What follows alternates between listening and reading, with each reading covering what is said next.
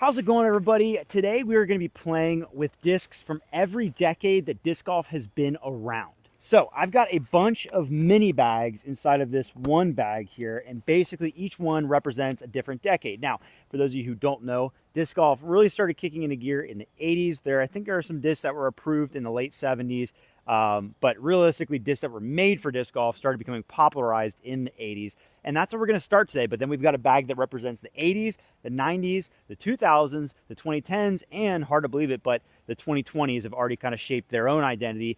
And I have a 3-disc bag for each of them. We'll choose one. We'll rotate through them for each hole out here at New London. We're going to play 8 or 9 holes out here. And each disc bag basically kind of represents the movement and the trends of that decade within disc golf, some of the most popular molds, but also just that kind of represent what's happened in that decade in disc manufacturing and the popularity of those discs. So I won't stall any further, and we'll start with our first bag from the 1980s. So these are discs that were around, created, and popular in that decade, and it's all Innova, because realistically Innova kind of shaped that decade. There were some other companies making some things happen, but this is where Innova really set their mark, and that's what marks the 80s in my opinion. So we've got the AVR putter, the classic. This thing's won more world titles than any other putter, and it really was one of the early staples of disc golf and still is. Then we have everybody's favorite, the Rock. Still probably the most thrown mid-range out there, certainly up there, and created all the way back in the early 80s. And then we also have the Stingray, a nice complement to the Rock, understable mid-range. Wasn't really a big driver selection back in the 80s. This was kind of like the beveled edge they were dealing with. You know, this was fast back then, considering before then they were throwing with basically ultimate frisbees. So that's what we got to start with today. I'm playing the short tees at New London. I'm starting here on hole 14. So this works out great for this bag that doesn't have a driver, because it's a par 3 that's very reachable with the mid-range disc. I think I'm gonna go with the Rock. Kind of just need to probably just need to throw it through this gap and get it to turn a little bit over. And I think if I throw this on some Anheuser, the DX plastic isn't super overstable. So that's all they had back then, just DX plastic. This was the best of the best. So let's try to get things going with a birdie from the 80s.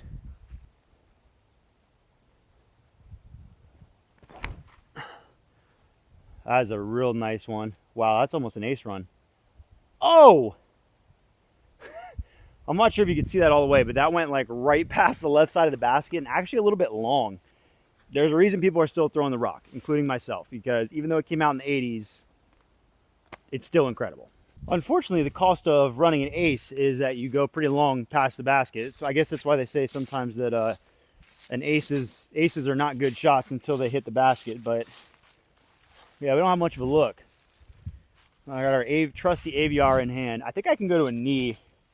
I'm just going to have to nose up hyzer putt this. The putt has been really off ever since I did that 24-hour stream for Foundation, so don't expect great things out of me with that. It's going to be nose up, hyzer, kind of stall it.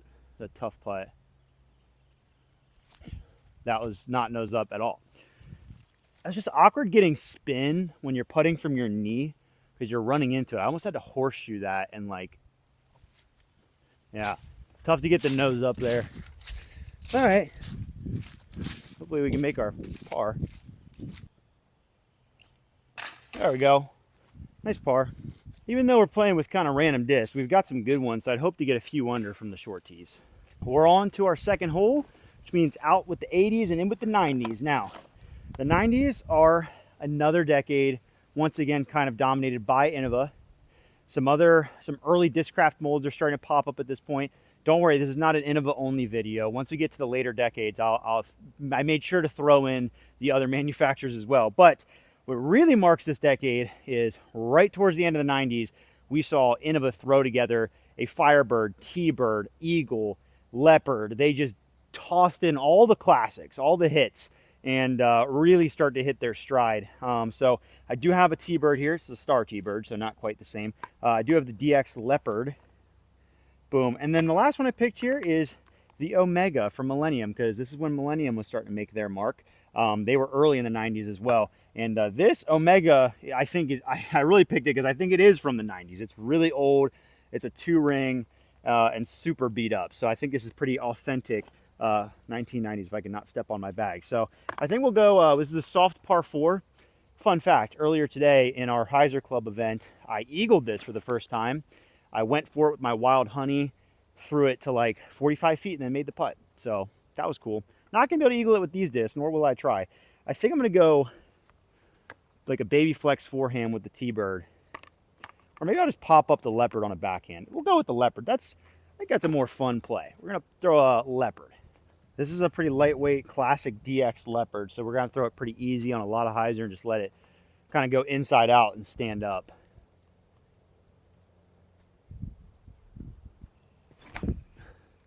Yeah, I could not get any more aggressive with that. It is a beginner Frisbee, but still flies great, and we're in the middle of the fairway. You can just see the top of the band. I think I can get the putter there. Very flippy. I've thrown this Omega before, so I know it a lot. Gonna have to mush it on hyzer, pop it up. That was way too much hyzer. It still popped up to flat. That was not very good. Very short, very left. Left a good bit of meat on the bone here. And soft putters are not typically my forte. So see if we can just put a good effort on it. I think soft putters, you just really have to interact with the flight plate and get like good spin on them. And this is not my strength. I throw the most wobbly, ugly putts ever.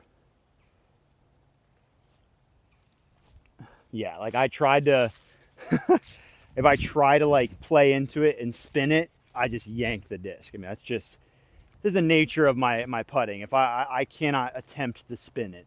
You can just tell this disc has been thrown so many times. There we go. Just based on where this thing is worn in, like, you know you've thrown it a lot when like the shoulder of the disc is just starting to get its own imprint from how much it's been hit. I mean, this thing has been thrown forever. And it smells like crayons, which they say is like the telltale sign that your disc is about to just give up. This one's still going. Okay, we are on to the next hole and on to the 2000s. So within the 2000s, that's year 2000 to 2010, we get some new manufacturers in the game and some of the most popular molds of all time in this era. So starting at putter, we got the Discmania P2.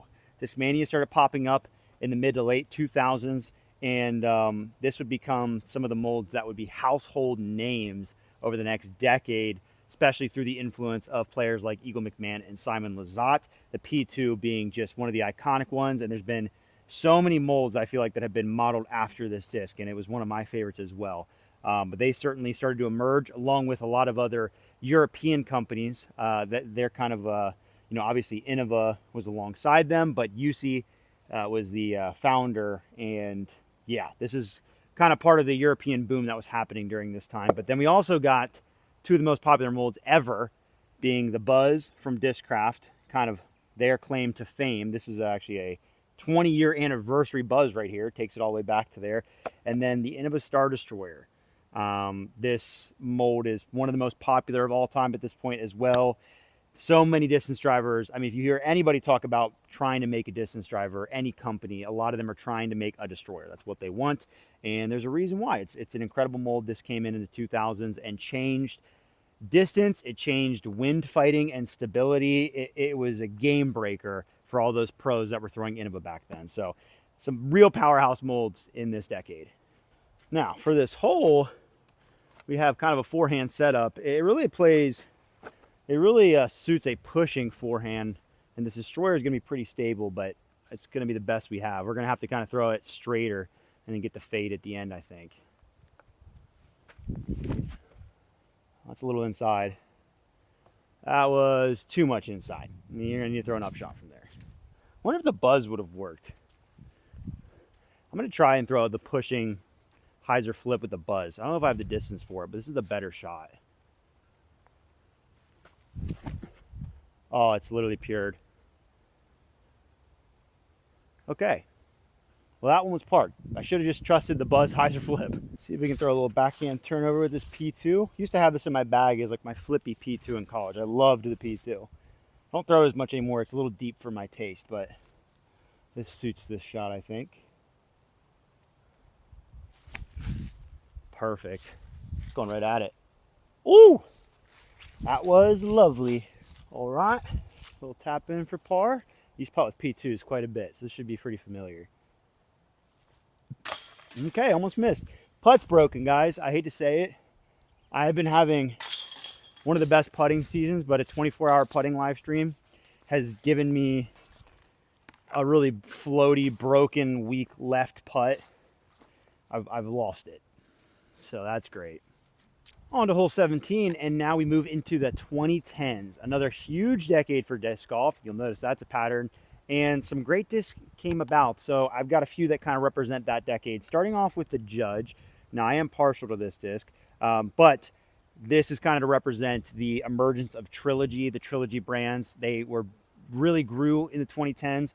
The Judge won Putter of the Year in 2012 when it came out, and that really kind of kicked things off for dynamic discs, and things have only grown for Trilogy since then. They've become a huge conglomerate at this point with House of Discs and all of that. But yeah, this is definitely a big part of the 2010s. Next, I have a Sexton Firebird because starting in 2015, these things took the world by craze, and for the rest of the 2010s especially, the Sexton Firebird was such a huge part of the disc golf culture. It was the collectible disc of the 2010s, which I think is a big reason to include it in this bag. And then the last thing I have here is a Discraft Nuke.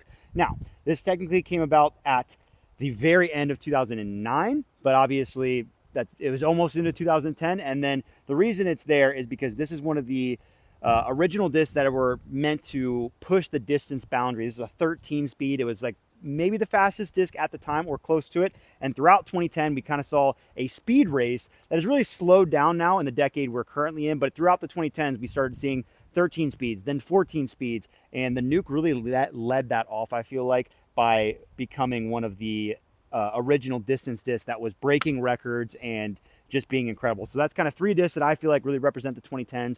Obviously, as we get into these newer decades, though, there are so many options to choose from. I'm going to try and throw a forehand with the Nuke and just see if I can get it to go as straight as possible. It's going to be kind of tricky, admittedly. Oh, get through that gap. Oh, that's lovely. That's actually great. It's kind of in the middle of the fairway up there, but I kind of found a little sneaky gap and I threw that well. The Nuke, it jumps off your hand.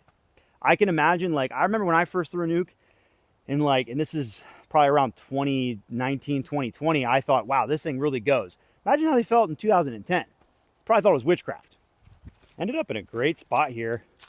Kind of have a hyzer or an Annie forehand in. Hyzer's kind of pinched. I kind of like the Annie forehand, so I'm going to throw my Sexton Firebird here. This is a 2016, I believe. You guys that are aficionados can correct me if I'm wrong. Stamp's kind of worn on it, but had this in my bag for quite a while. Got it when it was new. And I think it's pretty beat in. It's been a while since I've thrown it, but I think if I give it a good bit of Annie, it'll just hold it. Oh, too much. Yeah. It was really beat in, so much so that was basically a forehand roller. I was wondering if that would be the case, and it was.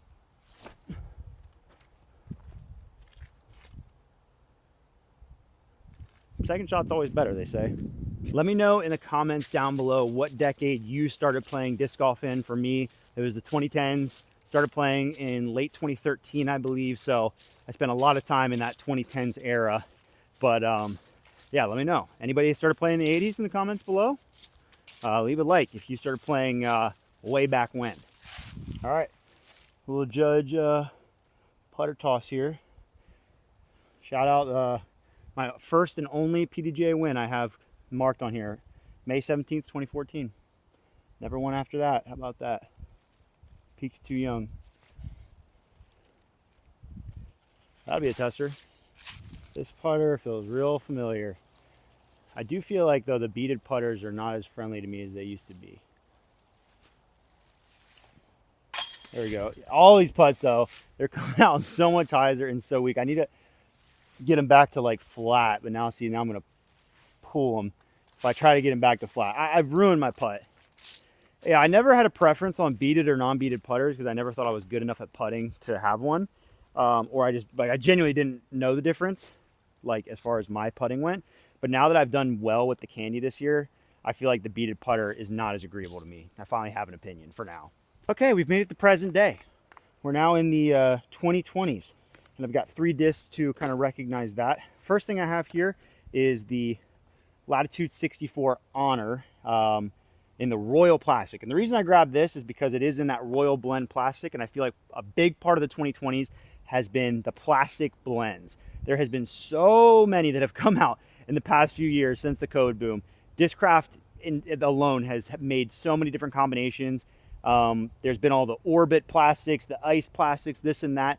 So many names it's hard to keep track of. So I made sure to grab a new plastic blend here. Royal, one of the good ones, I think, to kind of represent that part of the 2020s. Another thing I have here is the Passion, one of the best discs of the 2020s, or all time in my opinion. But this is kind of to represent the Player Series disc, another huge part of the 2020s. We first started seeing that happen with the PM line, but now there's a bunch of players that are getting their own discs. We've seen that happen multiple times now, and the Passion kind of represents how important that's been as a part of disc golf and how much of a trend that's been. And then the last thing is to represent the Player Series disc and also the emergence of gyro in the 2020s, and that's this Pixel here from the Simon line. MVP has absolutely boomed in the last 5 years, especially once they got Simon Lizotte, and that's what this Pixel represents. These are 3 parts of the 2020s that I think have so far kind of been the mark of disc trends in this decade, and some great discs to choose from here. I'm gonna go with the Passion off the tee because that's what I threw off this tee earlier, and it's what I would like to throw off this tee. Oh, turn a little. Tailwind? Oh, it got through. Okay. I think it must have been a little bit of tailwind because I thought that would have flipped over, but in a decent spot nonetheless. We kind of got on the wrong side of this fairway, but nonetheless, the Honor will be a good forehand disc to get us back in position. I think I'm going to throw a little flex through this smaller gap. It is a smaller one, but it's the one that makes the most sense for me. It's not really a flex, kind of a nose up stall. But that'll be okay. That'll be okay. You can throw a Pixel from there. It'll be perfect. I genuinely struggle with this upshot a lot because of how drastically the green slants to the left, but the Pixel being very straight, having minimal fade, is perfect for this. I just need to throw a little bit of Anheuser at it. Just kind of float it. That was not Anheuser. That was just flat. I'm the worst. Should have just thrown the forehand, I guess. That slipped out of my hand. Still better. Well, we need a Simon Lizotte-like trick shot to get this in the basket. This is so awkward. Oh my. Ooh, just short. I don't think I've ever in my life thrown a shot exactly like that one. My body turned and hunched over and I still threw a backhand. Wow. Well, we've played through every decade so far, and we've made a par on every hole. So let's play a few more holes. This time will let me just choose anything from the bag I've assembled. Let's see if we can get a few birdies. Okay, we're gonna play holes 1, 2, and 3. I'll just throw whatever makes sense for those shots based off of our little all-star team. We're gonna start with this beautiful 20-year buzz on hole 1. And throw it into a little headwind, should pop it up a little bit. Oh, that is so good. If that doesn't get messed up, it's like really perfect. Oh, and the little skip. I think that's almost in the circle. It's a little bit short, but that was a great line. Unfortunately, this is like the goofiest lie imaginable because I'm only like just outside the circle, but I got to go in between all these trees. I'm going to go with my P2. I think that's going to be my best bet with the putter. Just try and throw some decent putts. I mean, I was trying to get between the trees. That'd be a good start.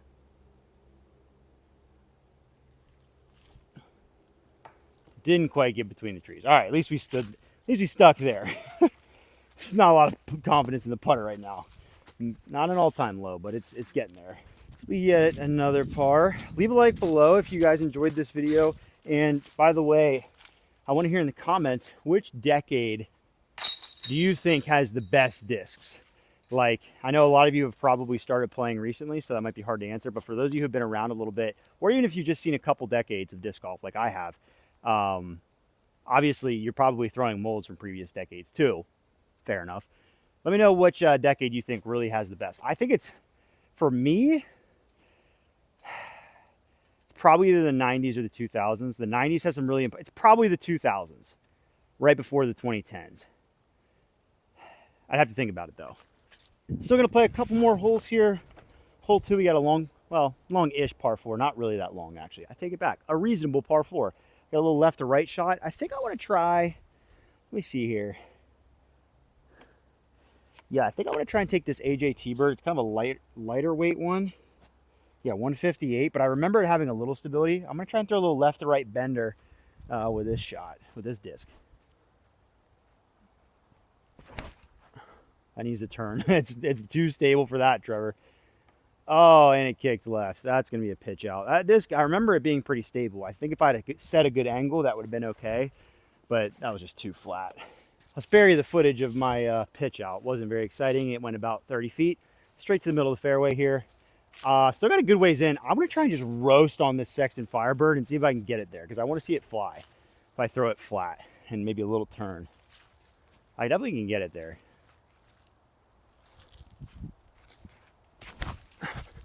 Oh, that thing is, oh my gosh, that's so straight. It's actually long. I think I threw it past the basket. Dude, that thing is crazy. Like popped up to flat and just went forever. That is a Sexton Firebird. A worn in one. I'm not huge. I mean, that was maybe a 380, 390 shot, but that disc is crazy. That's why I took it out of my bag. It just started flying like a T-Bird, and it just felt wrong. It feels like it should be a flex forehand disc, and it kind of isn't that anymore. We ended up skipping down into this little cove. Hard not to go here. It's still a great shot. I'll take it. Got a chance to save par. Keep the pars alive. This is not too bad. Let's try and throw, I'm just going to try and throw like a good flat pop putt and not just stall it on hyzer. If I pull it, so what? Well, I got the angle and I popped it a little bit. I just short armed it. I didn't get it through the putt. That's the other thing I'm kind of dealing with. I'm dealing with a lot of things with the putt right now. Listen, when you putt for 24 hours straight one way, it hurts you a little bit. Fine. Not using an excuse as an excuse, but I am. All right, final hole. Got to get the birdie now to get back to even par. Gonna throw the Stingray. Leave a like if you waited to watch the Stingray fly. I know all you were just like, please, Trevor, throw the Stingray. Please. It's built for this. Hyzer flip. Probably gonna throw it in. Oh, it's going to flip over. It was going to be so good. Very out of bounds. Maybe it was just a flex forehand with the Sexton the whole time.